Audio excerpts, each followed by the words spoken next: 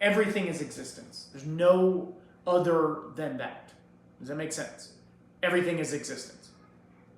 It's pretty clear. We are existing. There are aspects to that existence. One is consciousness, one is being. Consciousness and being are two aspects of existence.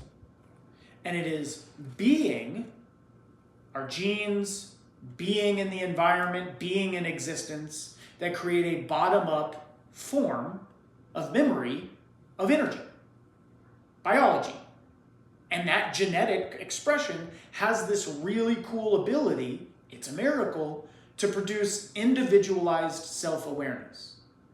But what that really is as this bottom-up grows and develops, it's trying to get more and more access to consciousness. Why? Because the more conscious you are, the more aware you are, the longer you get to be in existence. So it is natural selection optimizing for consciousness so that it can become more aware of its environment, and therefore the genes can continue to pass on and exist. Does that make sense? And so ultimately it gets to a point to where consciousness can actually be created and held within the system of this bottom up. And that's when now we can access consciousness, but unfortunately, if we were just left up to regular devices, it would be just survival. We would be conscious, but we would be survival mechanisms.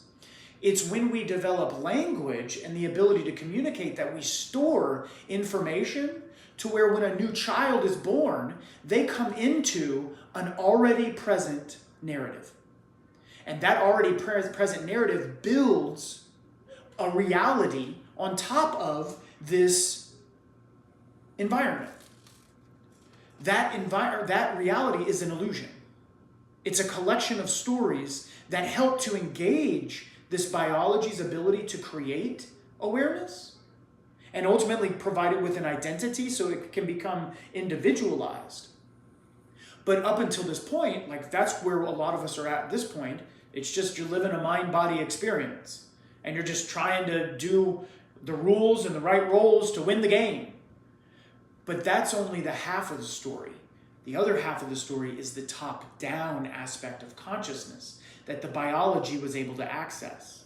It's like the tip of the sphere. Consciousness is over here, and then this biology is able to access it at a lower form. And then consciousness now can help through narrative work with this biology's ability for memory and emotion to have experiences that hopefully will be able to raise that emotional experience, thereby accessing greater and greater understandings of consciousness. Does that make sense?